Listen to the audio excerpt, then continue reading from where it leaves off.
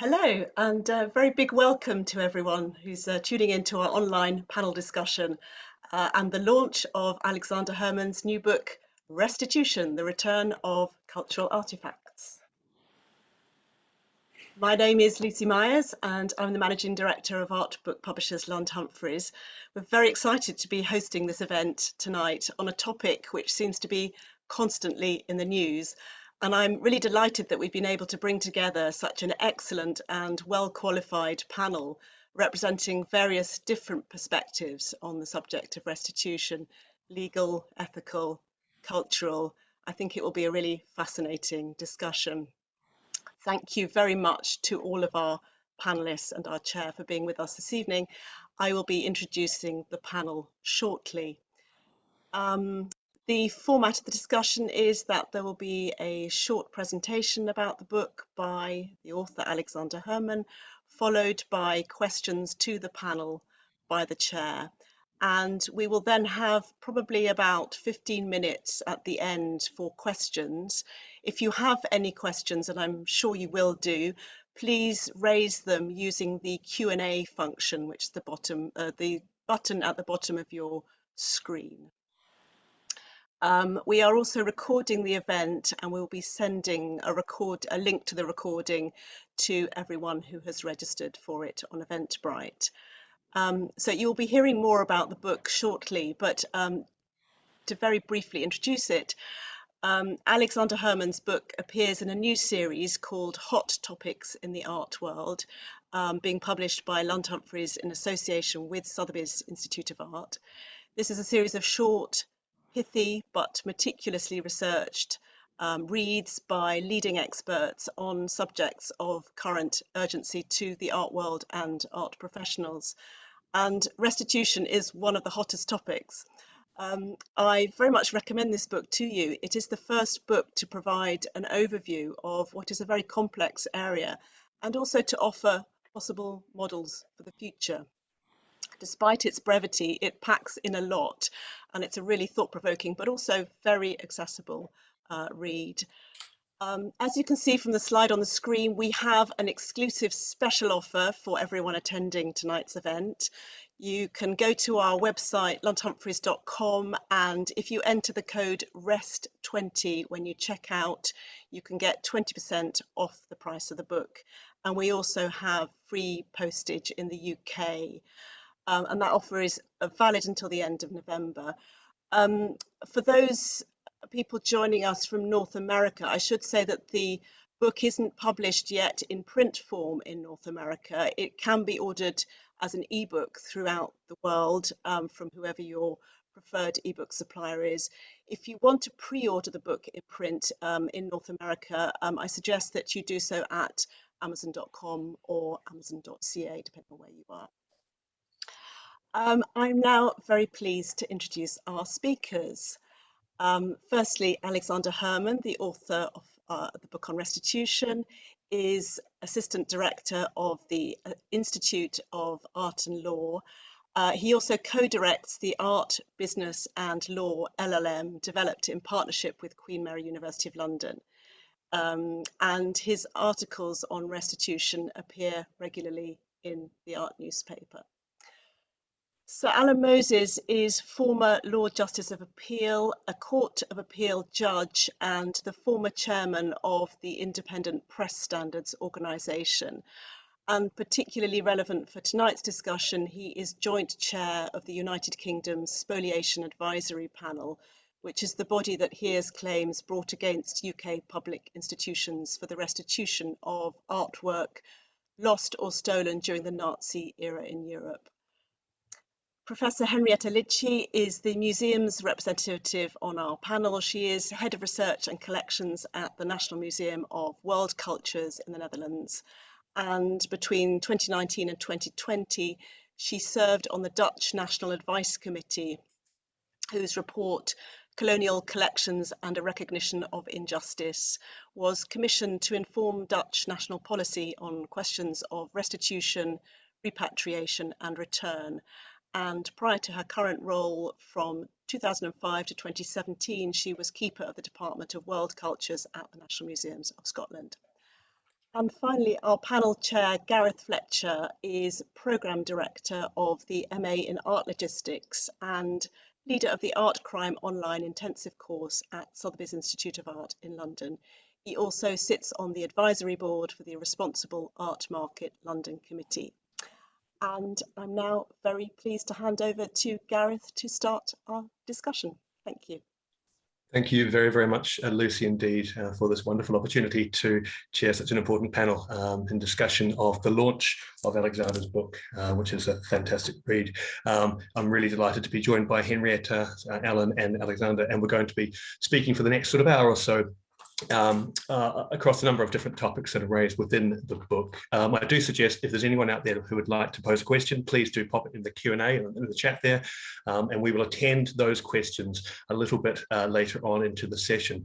But just prior to passing over to Alexander to introduce us to his new publication, I guess I just really wanted to contextualize how important it is that we're having this discussion right now as we get into a bracing November in 2021. I found myself today in the Rochester Public Library rereading Alexander's book, actually, just to gain a sort of a sense of where we were. And I found it a really compelling second read because it really covered a range of topics that are so important from both a legal, ethical, museological, market, you go on, perspectives in such a concise way without omitting any valuable, important information that has served to contribute to the ongoing discussions.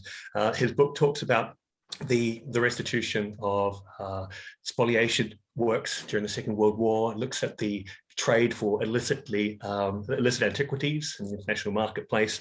It very much looks at the Parthenon sculptures or Parthenon marbles case study in a really nice amount of detail, but at the same time giving us perhaps food for thought going forward. And we talk about the repatriation of objects back to indigenous cultures around the world, and just finally, I guess, perhaps considering themes around colonial oppression especially during sort of the 18th and 19th century, the way that we begin to reimagine and re-understand institutional collections from museum perspectives. My earpiece falls out. So at this point, I would really like to just, suggest that this book is relevant, it is here, it is now, and it is speaking to themes that will only continue to reverberate around this cultural ecosystem from 2021, 2022, and 2023 going forward. We have seen such a kind of a dynamic shift in the last 12 to 18 months. It's sort of the hyper digitization of how we approach culture, we approach society in the sort of the wake of, let's hope, the wake of the global pandemic. And I think now there's no more apposite time to be discussing and crystallizing our views around these themes than to be speaking about this tonight with Alexander. So it's enough from me as a bit of a presage. I'm going to pass over now to you, Alexander, and thank you so much for writing this book. And I'd like to now invite you to speak a little bit about what you have created. Well, thank you very much for that kind introduction, Lucy and Gareth. And it's a great honor to be with you all today, talking about my book and about the larger themes around restitution. And to be sitting on a panel with Sir Alan Moses and Professor Henrietta Lichi is a real treat. So I'll try to do justice to the book and the issue. I'll talk for about 15 or 20 minutes, and then we can hopefully have a discussion on some of the themes that are raised.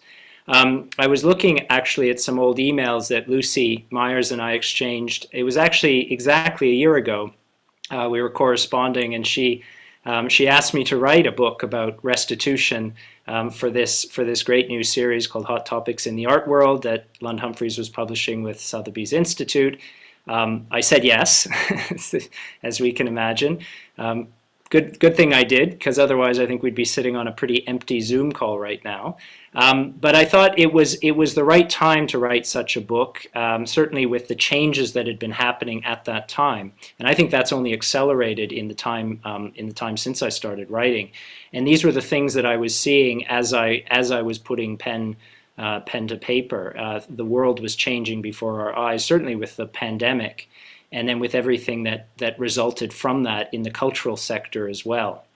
And those were some of the themes that I really tried to touch upon in the book, to show that this was an area where there has been change in the last 5 to 10 years, marked change in the last 5 to 10 years, but change that is occurring as we speak. The ground, in a sense, is shifting under our very feet.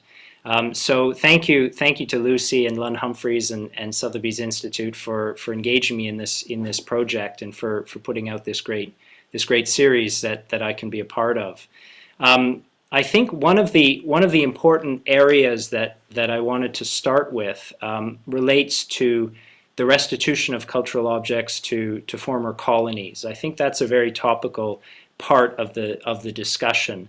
And a major yardstick, of course, was the speech that President Macron of France gave in November of 2017. So that was almost exactly 4 years ago.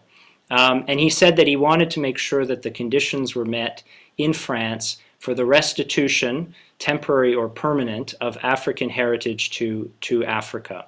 And I think that was quite a remarkable statement from a world leader like Macron.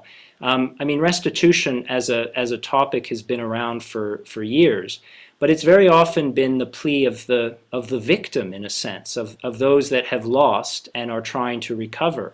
And here with Macron's speech, and it was actually just a small part of a very long speech that he gave in Burkina Faso, West Africa, he was saying that a country like France, that is so rich in terms of its cultural property that it has acquired from around the world, is now going to turn a very keen eye to returning that material to countries specifically in sub-Saharan Africa. So I think that was quite an important moment, and it's one we're still feeling the effects of today. Now, what's happened in France since then has been somewhat more sporadic, and that's largely due to just the structures of French institutions and the structures of French law. And the French have this very challenging principle of inalienability of their public collections. Basically, you can't take out even a thimble from a public collection in France without passing new legislation. And that makes it obviously very cumbersome if you're trying to return large amounts of material to many countries in Africa.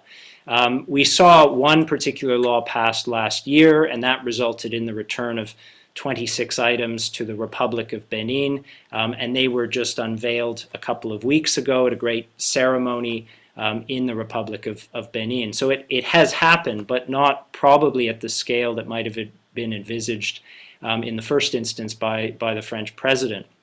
There have also been some interesting tensions within France between Macron and his party and the French Senate. And the French Senate has said, well, we agree to this idea of restitution, but we think there should be a committee, and there should be a body of experts that should decide when a claim is brought by a country whether the items can actually be returned. And I think Macron's take is much more focused on executive authority, meaning his own authority, in deciding when restitution is appropriate or not. But I think that's a very live debate that's happening in France, and we still have to see what the outcome of that will be.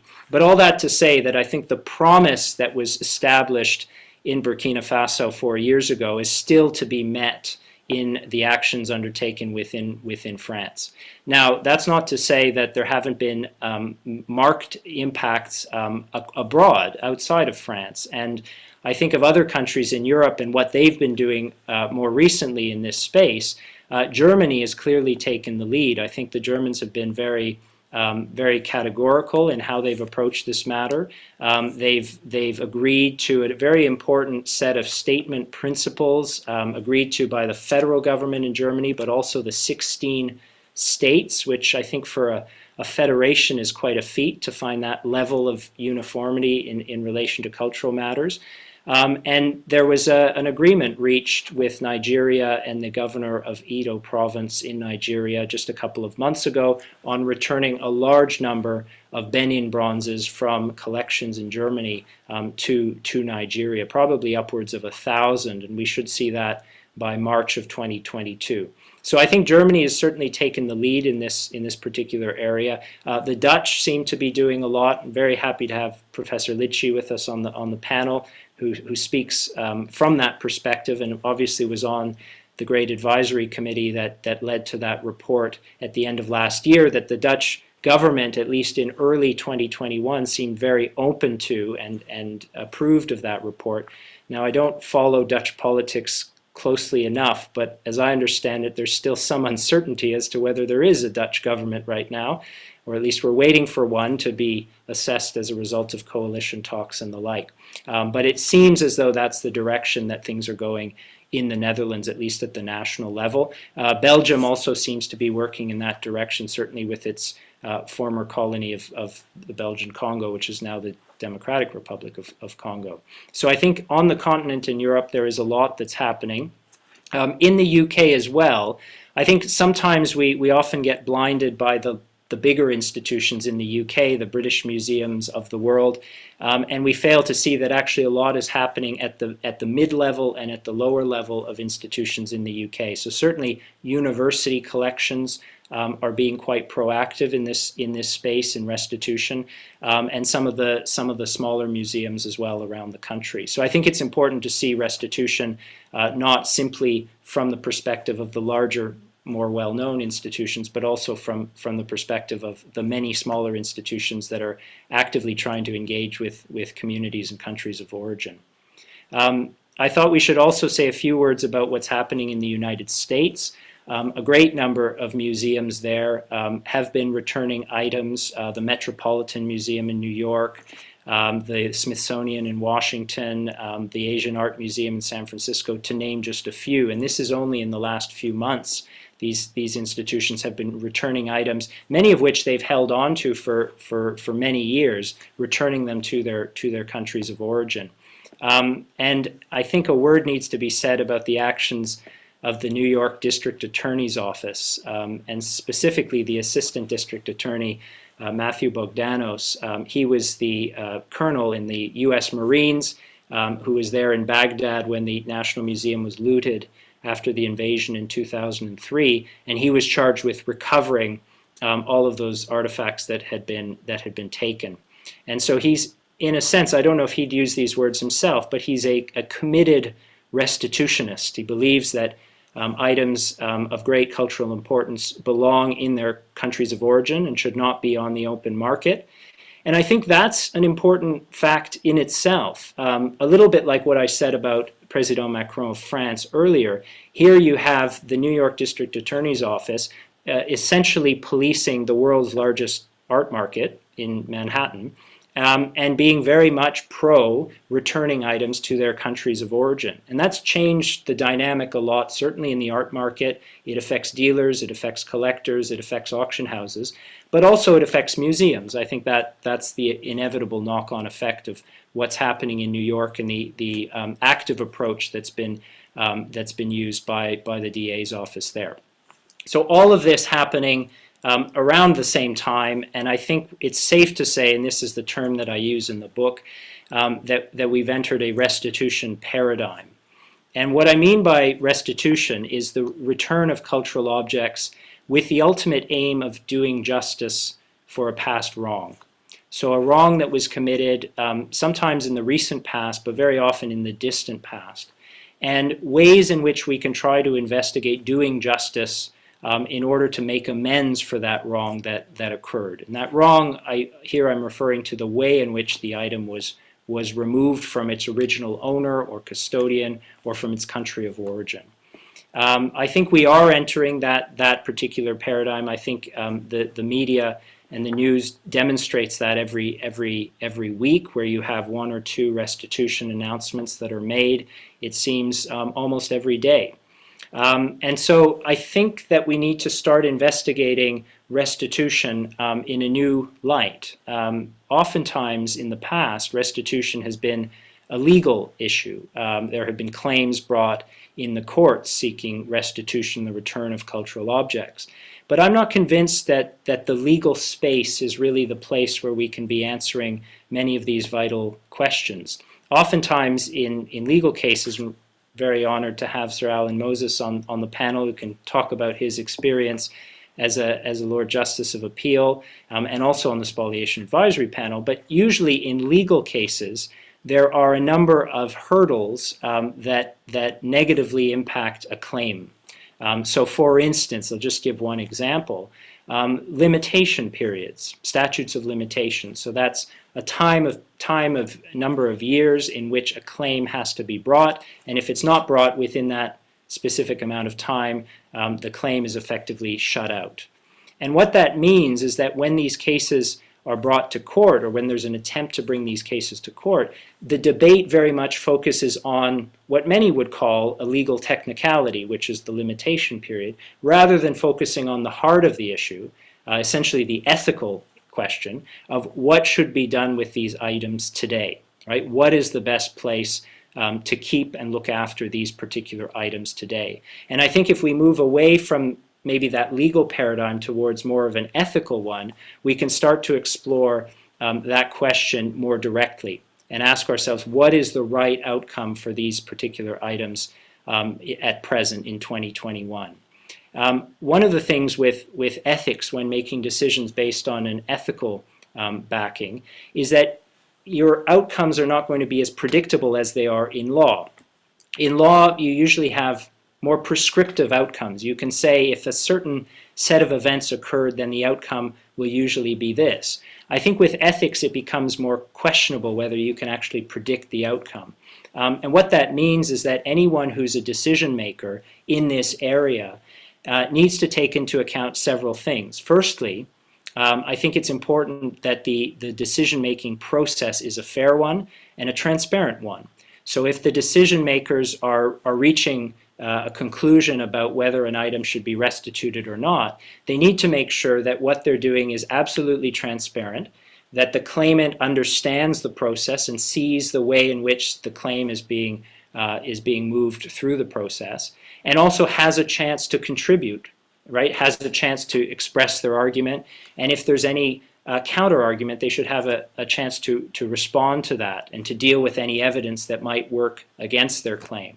So those are procedural matters, what lawyers often refer to as procedural fairness, but I think that's especially important when we're dealing with ethical decision making, because if those procedures are not followed, if you just get a result and you don't quite know what went into the mix, then that in a sense undermines the legitimacy of those decision makers. So it's essential that the procedure is a fair one and an open one. The other aspect of decision making in this ethical space is that every factor that could be relevant needs to be considered. You shouldn't exclude anything simply because maybe too much time has passed or the evidence might seem unreliable. I think you need to try to bring as much as you can into the decision-making process and then let the decision makers decide. Now, when I say decision makers, it sounds very official. That could mean trustees of a museum board. That could mean a committee, if a national committee is indeed established, or a panel that can deal with these restitution claims. Or it could in fact be a government or a government ministry. But whatever it is, I think it's important for there to be engagement with the claimant, that the process needs to be one that is effectively collaborative as much as possible, so that, again, the claimant doesn't feel that they were mistreated through the process, and therefore the result does not have the legitimacy, the moral legitimacy that we would hope for. So that's a lot of, I suppose, theory about how these processes should be handled. But I think it's important for us to keep those issues in mind as we move forward, and as we see more and more of these kinds of claims being lodged and dealt with by museums and other entities. I wanted to say a few words about causes of this new paradigm in which we're living. I think some of the groundwork was probably set several years ago, more than 10 years ago, in fact, when there were a number of decisions that went through the courts in the UK, in the US, and elsewhere, and a number of settlements that had been reached in relation specifically to Holocaust looted art, that I think subtly shifted the landscape and meant that right now we're in a very different sort of place than we were in, say, 2002, 2005, and thereabouts. And I'm thinking of the Portrait of Wally case and the Woman in Gold case in relation to Holocaust looted art. I wrote about those in more detail in the book, so I'll just name drop them for now. But I think those were quite important moments in the debate around treatment of Nazi looted art. You also had, in terms of antiquities, the fallout from the Medici bust at the Geneva Freeport. That involved a lot of antiquities that had been smuggled out of Italy and ended up in very prominent museums. The Metropolitan Museum famously had to hand back the Euphronius crater and a number of other pieces from its collection. And then you had cases like the Barakat case in England, involving Iran's claim to recover Bronze Age artifacts at a Mayfair gallery, and the Schultz prosecution in the New York courts as well. I know I'm just going through those quite quickly, but I don't want to focus too much on them because I think there's a lot that could be said about each of those. But if you're interested, there's more written, obviously, in the book and elsewhere about those particular cases.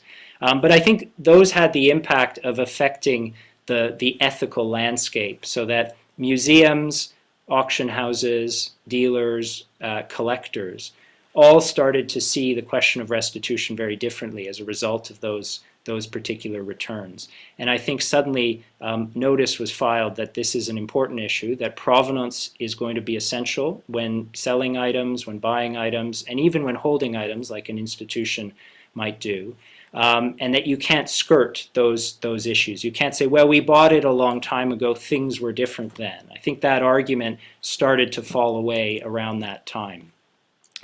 One of the important, more recent changes that I think has had an impact on restitution also relates to changes in technology. And we don't often think about this, but I think that the technological landscape has a big impact.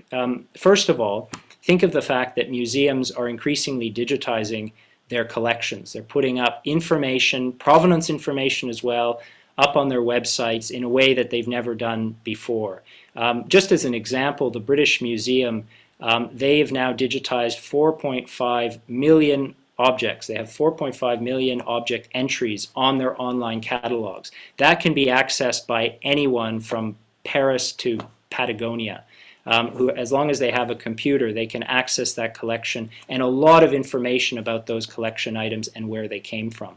I think they have about 2 million images as well accompanying those entries. So you can see things in ways that you could never see before.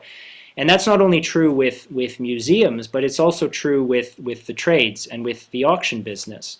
I think it's true that now you can find out about practically any auction that's happening contemporaneously, and you can find a lot of material about past auctions as well. So you can see what has been bought and sold and what is being consigned for auction today. And one example of how that has played out, it's quite a small one, but I think it's quite illustrative, was just this summer. There was an auction at a very small auction house in Dorset in England. And they were selling 5 items that had been looted by British troops from Magdala in Abyssinia in 1868. Abyssinia is now present-day Ethiopia. The Ethiopian embassy in the UK caught wind of this, and through a campaign that was effectively run through social media, they were able to pressure the auction house to withdraw those items from sale. And those items were eventually purchased by a foundation and have now been returned to Ethiopia. They were just, the return was just announced on Saturday with a big press conference with the Minister of Culture and all sorts of other people in the government of Ethiopia. So just to show that I think technology and changes in technology have made it much more clear what is being held in institutions, bought and sold in the market, but has also allowed campaigners to organize and to orchestrate and to put pressure on some of these institutions in order to achieve restitution. So technology has definitely been a big influence in all of this.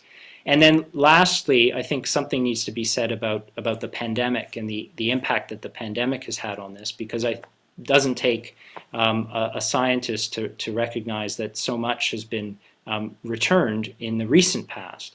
I think there are 2 aspects to that. The first is probably more prosaic, in that in 2020 there weren't a lot of returns, but that's because the whole world was effectively put on hold. And now what we're seeing in 2021 are effectively the backlogs bursting through the pipeline.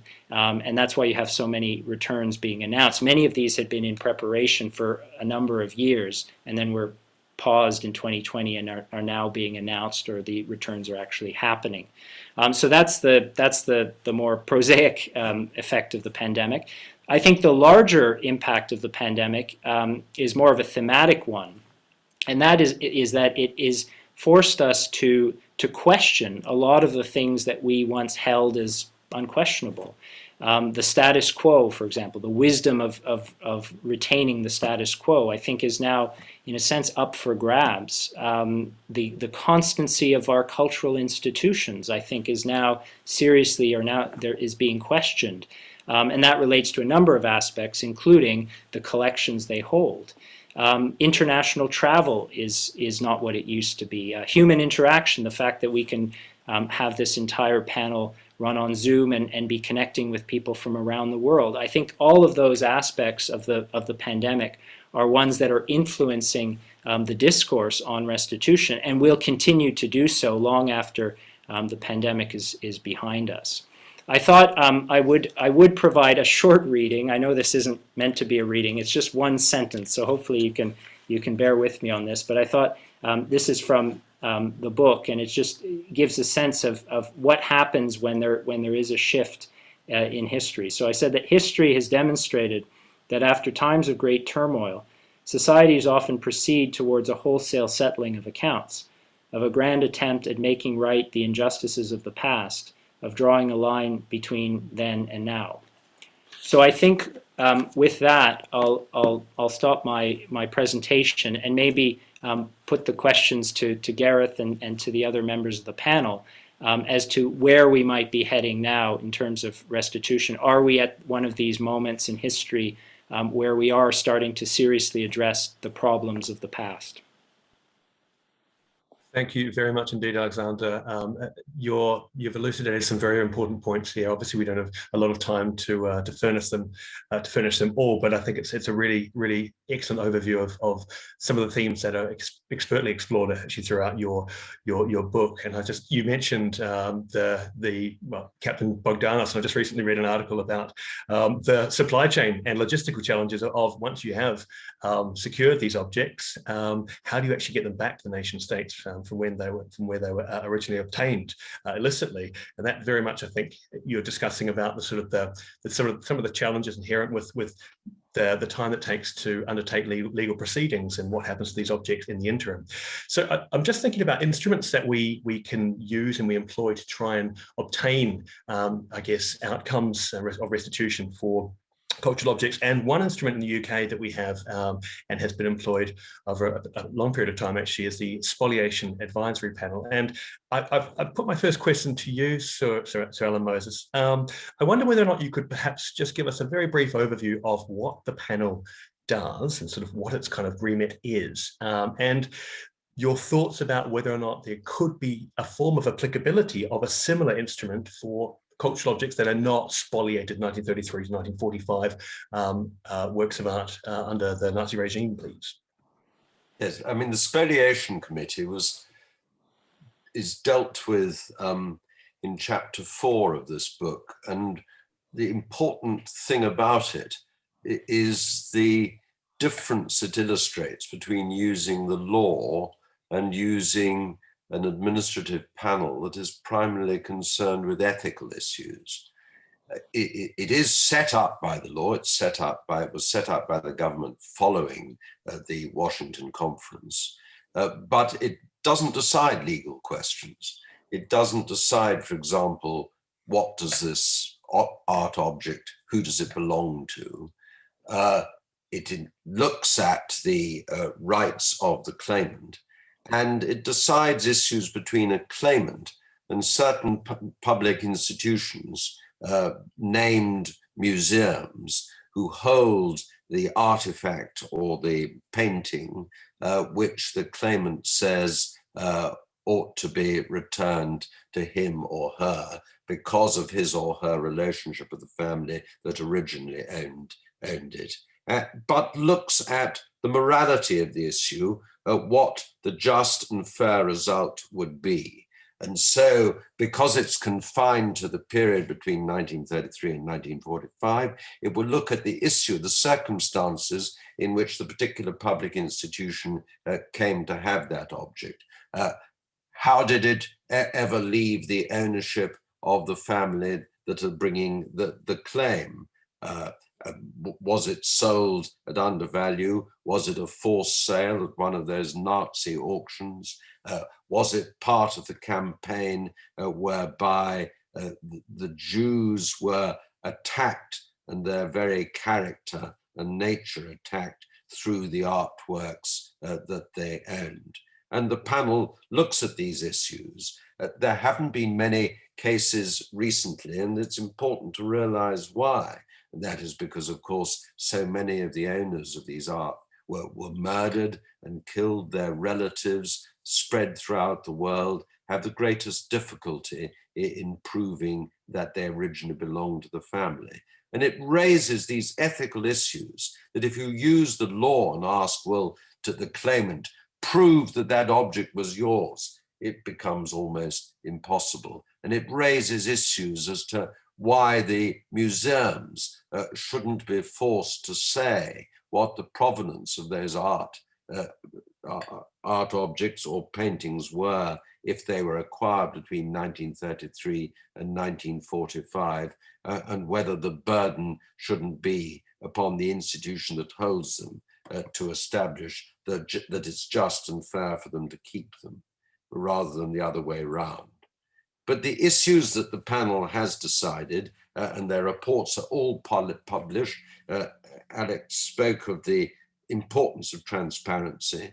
The committee is transparent, publishes its proceedings, publishes the result and exposes the evidence or otherwise on which it relies, and then gives its decision whether there ought to be compensation paid, whether the painting or the object ought to be returned, or whether the museum should keep them, but explain the circumstances in which they acquired them and acknowledging that the family that it belonged. But perhaps the important thing for this discussion and the important thing for this book that deals so well with these issues is that it shows how the law in most cases is hopelessly inadequate for dealing with these problems, and how much better it is that they should be dealt with on an ethical and moral basis, because so often those who resist restitution hide behind the law. The law is used as an obstacle. The law is used as a barrier, so that, for example, prove that this belonged to your family, says the law, or it's far too old and it happened all too long ago. And it's very interesting that in the United States, of course, they have used the law and used it very successfully, but by very dramatic legislation that requires the holding of the artifact or the art to be justified, places the burden upon the keeper of it to show the justification, and allows the claimant to bring claims within so many years, depending on the state in America, but so many years of discovering that the object was theirs and discovering who held it. So you can use the law, but I mean, you're whistling in the wind if you think it will happen in Europe, when you appreciate that this started with the Washington Conference in 1998, which 44, I think, European countries attended, of which only 5 have the equivalent of the United Kingdom Spoliation Committee. And it's a pretty disgraceful thing that one discovers from this book. Thank you very much, Sir Alan Moses. And I'm going to pass now, because you've identified the 5 committees that do exist. I'd like to solicit your views, Professor Lidchi, on the efficacy, perhaps, or otherwise, that you've, from a Dutch museological perspective, that you've noted within this discussion, specifically about the restitution of contested cultural objects from 33 to 45. And are there any things that maybe the UK perhaps could learn from a more of a sort of a European perspective on this?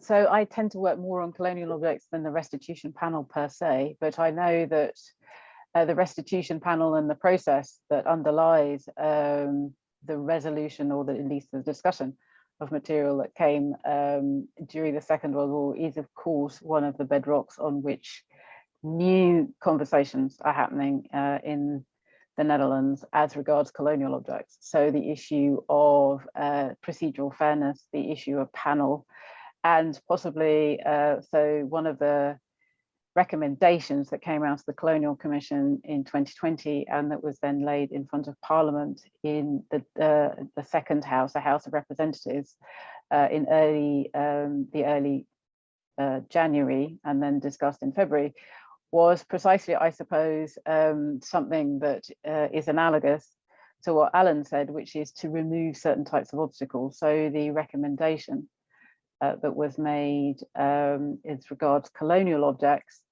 was to again create a law that's in favor of the claimant, so that for those moments in the colonial past where there's clear evidence of duress, where there's clear evidence of looting, that there is a recommendation that those objects that are in national state hands would be unconditionally returned. And that's a huge adoption of principle that is then a guiding principle to look at the objects that come from other territories. So that principle is for former colonial territories that were formerly in Dutch hands, and to port over that principle to other parts of the world. The other principle, which I think to a certain extent Alexander's talked about, was the notion of national significance. So the Dutch, in looking at questions of colonial spoils, have particularly thought about what is the national significance of objects to the nations from which they came. So the sort of obvious analogy I always give is the Eiffel Tower belongs in Paris. If the Eiffel Tower was somewhere else, everybody would miss the Eiffel Tower in Paris. And if you believe that to be true of a European nation, so in the Netherlands there's the Dutch Heritage Act, which talks about what is Dutch heritage. If you believe that you have heritage, then you must believe the principle accords to all other parts of the world. So if there are objects in museums that are so important to the heritage of another part of the world, then the question is of course, can be asked, should they be in the Netherlands? So all of those questions are being asked by the current policy framework. And all those questions are sort of asked in reference to the type of work that was done as a consequence of the 1998 Washington Principles. Thank you very much for that. And maybe I can just ask you to speak a little bit further about the decolonization discussion for institutional collections in the Netherlands, because we are, as Alexander has mentioned before, we are seeing quite an interesting sort of phase shift in perhaps in I guess almost sort of, we're bifurcating in some way, aren't we? Because we're looking at the public sector institutions versus the private, perhaps more privately owned cultural institutions in the UK, and some perhaps appearing slightly more nimble than others in addressing discussions around restituting or repatriating colonially sourced, shall we say, objects back to the nations from which they were originally illicitly acquired. So maybe if you just give us a little bit of a sense of how that's being undertaken in the Dutch context, just so that maybe we can sort of learn a little bit from the UK side. So in March 2019, so the Minister of Education, Culture and Science did two things. One is she formed the committee on which I sat, which was the Colonial Advice Committee. And the other one was to create an initiative between the Rijksmuseum, ourselves, and the Second World War Holocaust and Genocide Studies Unit to look at the nature of provenance research. So one area that's being looked at is the practice of provenance research, because even though provenance looks like it should happen the same all over the different countries of Europe, a little bit like the spoliation process, each country sort of does it slightly differently. And that is about the nature of intellectual culture. It's about how we understand evidence. And it's about how we look, is provenance about tracking and tracing, retrospective, the path of ownership, or is provenance making a series of suppositions and suggestions and then interrogating collections as a consequence? Because just the sheer corpus of colonial collections that are held in museums like the National Museum of World Culture are so vast that if you did it object by object, you would end up in a very long process indeed. And so I think one of the things about techniques of investigation, so we're looking at methodologies, and Alexander mentioned the issue about digitization. So I think one of the things that's happening as a consequence of digitization is our imagination is changing, our forms of interrogation and the questions that we ask of objects, how we link them with archives, and how we can then link them across European collections. So the Benin Dialogue Group, which some of you might know about, it has also spawned something called Digital Benin, which is essentially the surveying of all Benin collections across Europe and into North America to look at the way in which those are dispersed. And you talked about kind of illicit trade in the 21st century, but also the traders and the dealers who were active in the early 20th century, how things were exchanged and passed through their hands.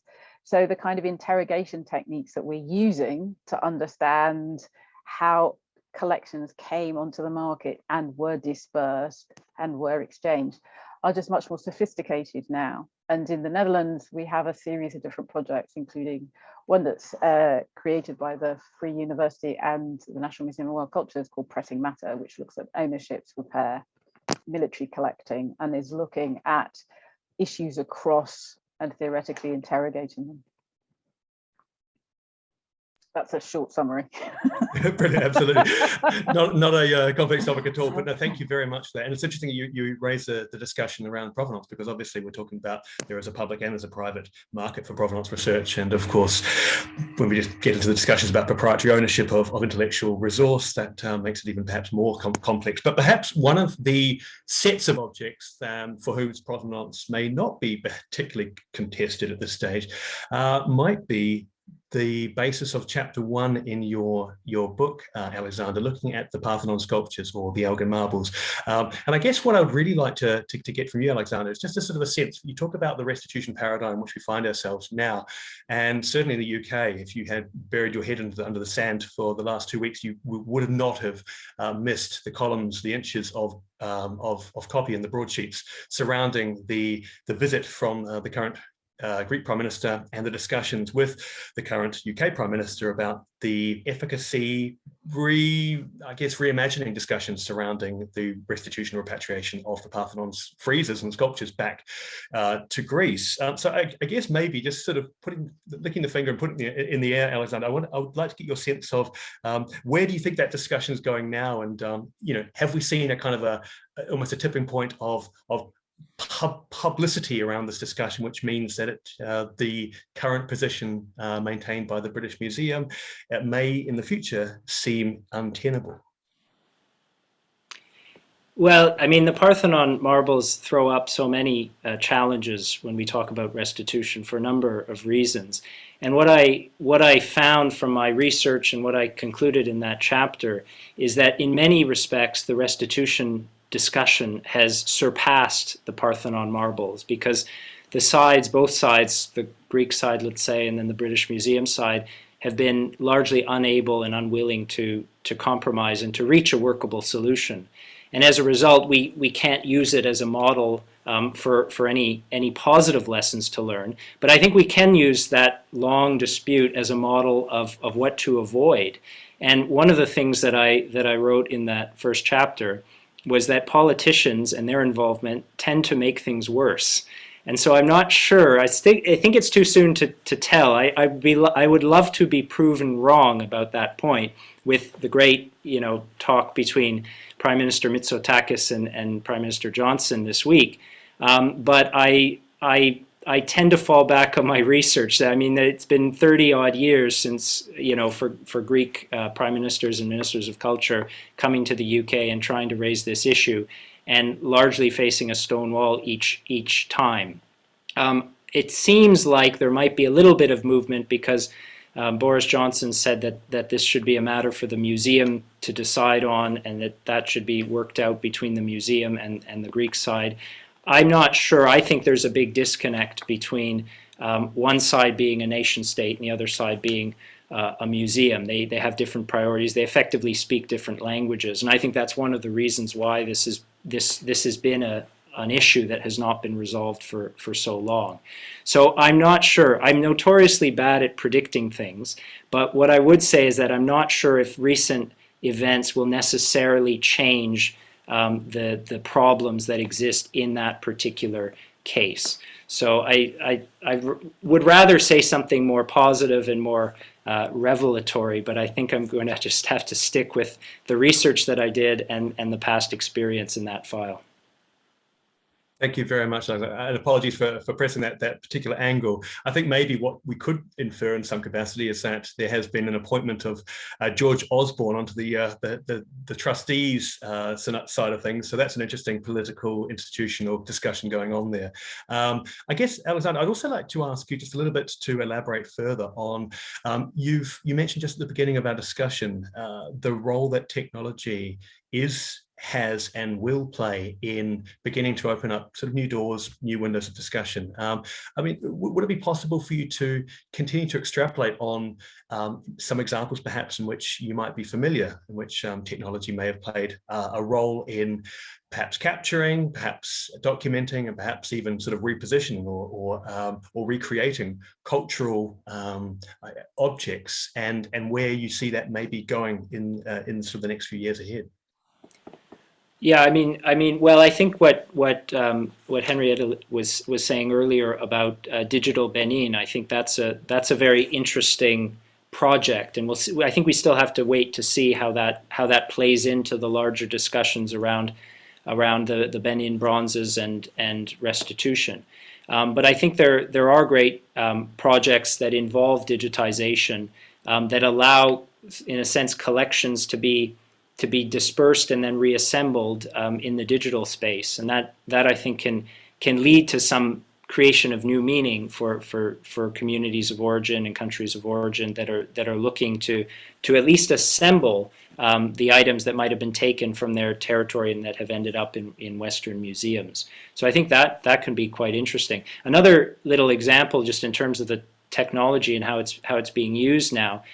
There's a group called Stolen Arts of Nepal, and they're on social media. And what they do is they find old photographs of Nepalese idols in situ in the 1960s or 70s in temples in Nepal. And then they show that exact same idol in a museum case today in some museum in the United States. And they've been, releasing these every week or so. And I think it makes it so starkly clear the loss that is obviously felt from the one side, and how perhaps ill-positioned an item is when it is placed behind a display case in a museum. So I think in a sense, that's a campaign, and that's using technology and the reach of digital media to bring attention to the cause, and essentially to shame, I think, these museums into returning pieces. And they've had some success. I mentioned the Metropolitan Museum has returned, or has announced a return of an item to Nepal, and certain other museums in the US have done the same. Ella Moses, please. Thank you. Can I just add to that, and it's really a point that both Alex and Henrietta have made that's really important, that this is a very deep-seated and widespread problem, which I doubt trustees, least of all George Osborne, they're just going to say, we're not allowed by law to release these things. But the one thing that emerges from this book is, don't be fooled by saying, oh, well, we're all opening the floodgates. If we allow this, we'll allow museums from Europe and the States will be emptied. That is the worst argument of the scoundrel. Floodgates is just saying we mustn't allow justice and fairness to too many people, and it won't empty the museums. And this book amply demonstrates why that should be.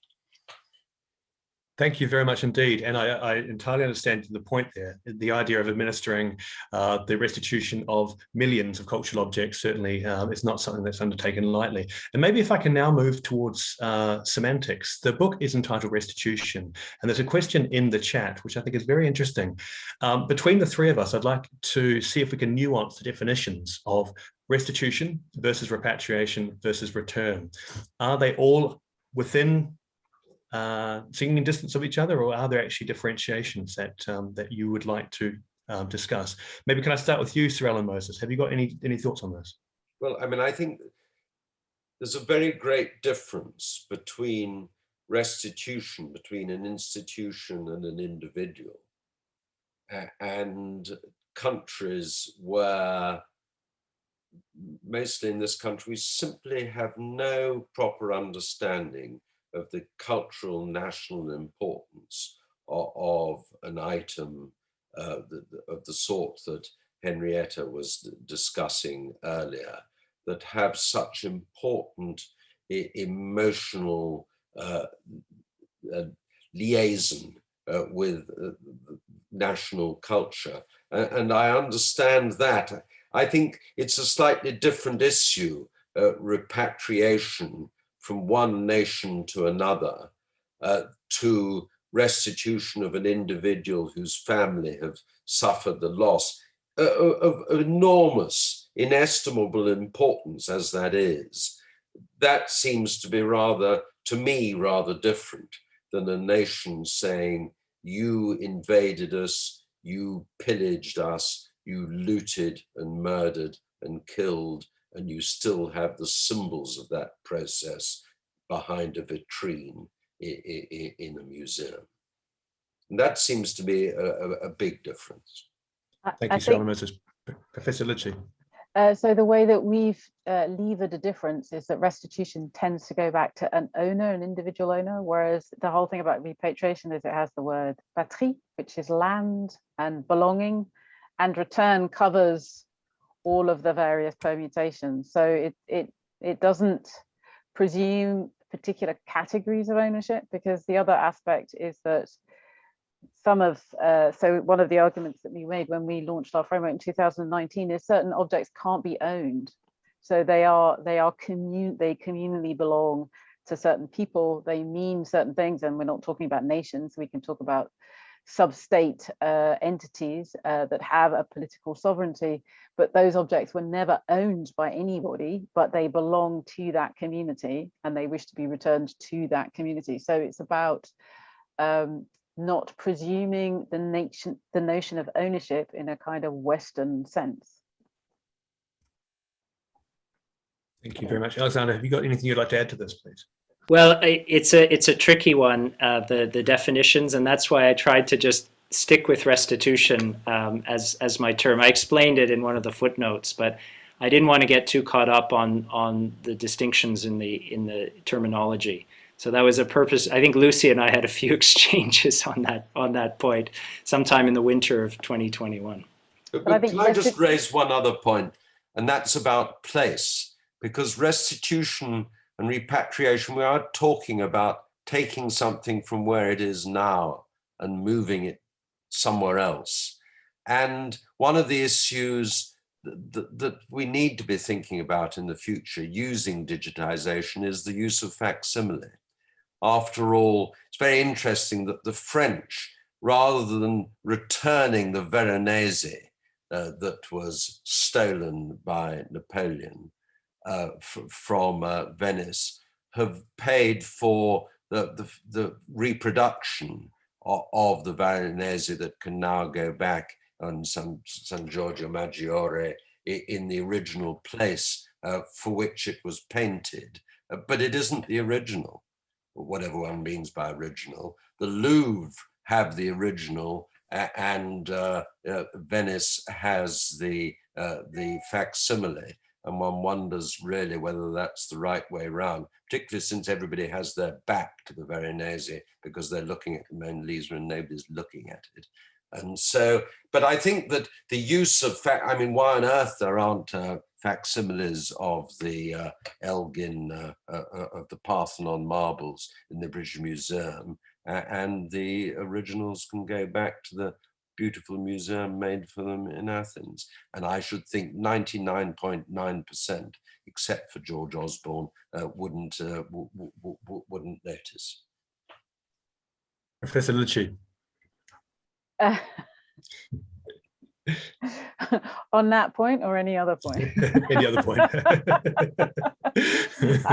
I can't remember how I was. I was going to say that the restitution paradigm is a useful way of thinking about it. That so it slightly delinks it from the definitions, but it's since in fact it is triggered by, to a certain extent, and refers to, or at least it's emotionally experienced in Europe as a necessity by governments, I think, in relationship to the restitution debate to do with the Second World War, which is in mainland Europe a big source of reference. I think, and the restitution paradigm is a useful term, even if it doesn't completely encompass the issue of repatriation, which is the return to land or community as opposed to return to owner. Brilliant, thank you very much. I'm very, very conscious of time, so maybe just one sort of final point. I would love to, Alexander, perhaps have a listen to your thoughts, your prognostications, your views for where we might be going in the future. Thinking about, this is the first panel I've been on that I haven't spoken about NFTs for a while, so thinking about where the kind of the marketplace is going, blockchains, all sorts of things like that. Do you have a view as to sort of the idea of the original versus the reproduction, as been mentioned by Sir Alan Moses, and how these objects, as they were, might cohabit in a sort of a spatio-temporal / physical incarnation? Yeah, it's funny you say that, because immediately after Sir Alan made that point, I was thinking about if we're living in a world of NFTs where the work of art itself is disembodied, what does it matter if the original is in one place and reproductions are somewhere else? I don't know if the human species have quite adapted to that yet, where we don't care that much about the original, because I think the authenticity of the original work, there still is something about it. Maybe it's the aura of that particular work, in the sense that Walter Benjamin used. But there's something about the original that I think is still of great importance, or at least if we know it's the original and we're not fooled into thinking something is original when it's not. In terms of going forward on this, as I said before, I think that some of the changes that have been brought about by the pandemic are ones that I think will be lasting. The way in which we approach our cultural institutions, for instance, or the economy more broadly, I think has changed, and I don't necessarily see us going back to 2019 anytime soon. I think we've all been through a lot. I think our institutions have been through a lot, and I think in a sense we're starting at a kind of year zero, and that in some ways can be quite exciting for people, because it means that some of the old arguments for the status quo or for preserving certain aspects of our cultural institutions now need to be tested in light of this new reality. So I think that means that it doesn't mean that necessarily thousands of items are suddenly going to be restituted from cultural institutions or returned from collectors, private collections, but it does mean that some of those old arguments in favor of retention that stood the test of time for so long, I think now need to be re-questioned and challenged, and some of them will not hold up in this new era. Could I add something, which is I think what has fundamentally changed is people's notions of what entitlement looks like. What are you entitled to, and who is entitled to what? And I think that that's what's changed over the last 2 years, and therefore that creates an inflection in the debate about restitution, which, as we know, has happened pretty much every generation throughout the 20th century. So the 70s, the 30s, the 90s, but the issue of so like the Universal Museum, so when the History of the World in 100 Objects was broadcast, I remember reading an article by a Guardian reporter who said, if I was an object, I can't think of anything nicer than being in the British Museum. I think it's unlikely anybody would write that again in The Guardian, given the current debate. And I think that shows that there has been a massive shift, and that's a shift of who gets to say why something stays. And I think that is the big shift. Thank you very much, Professor Lidchi. Any thoughts from your angle there, Sir Alan Moses, about where we're going to be going in the future here? No, I mean, I think what Alex and Henrietta have said about originals and place and entitlement are absolutely the key to this to these issues, and that we are beginning to understand the importance of the issue. And I think people used to think, well, it was just, well, this is all past history and it doesn't matter anymore. And in that sort of theme and in that sort of feeling lay the gravest injustice. And what is good about the debate now, and what Henrietta, in using that word entitlement, said so importantly, is that is simply no longer a tenable point of view. And I think that, Alex, in the book, it's very important. The book is not a polemic. The book is incredibly balanced about issues that many of us don't feel remotely balanced about. I certainly don't. But I mean, and that's what's really important about reading it, because it doesn't provide just answers. It isn't dogmatic. It's not about shouting and raising banners. It's about the nuanced idea of justice, and that's why it's so good. I think that's an excellent note to end on. I'd like to thank all of our panel very much for a really stimulating discussion. It's such a vast topic. I think we could have continued for hours, possibly days, but if we whetted your appetite, don't forget to go and buy the book and have a read. And that special offer code, it's coming up on the screen, REST20, is valid until the end of November. Thank you also to everybody who's been listening today. I should say we've been overwhelmed by questions. So I know Gareth has done a great job of trying to raise some of them, but apologies if we haven't managed to raise your question. We will pass them on to the panel. We'll also be emailing you with a recording or link to the recording so that you can listen again if you want to. Yes, I'd like to thank Sotheby's Institute, who are our co-publishers and co-hosts of tonight's event, and to also recommend, if you're interested in restitution and this book, that you go onto the Lund Humphreys website and have a look at the hot topics in the Art World series page and see what else we have coming up in the series. Otherwise, goodbye from all of us, and thank you very much for coming.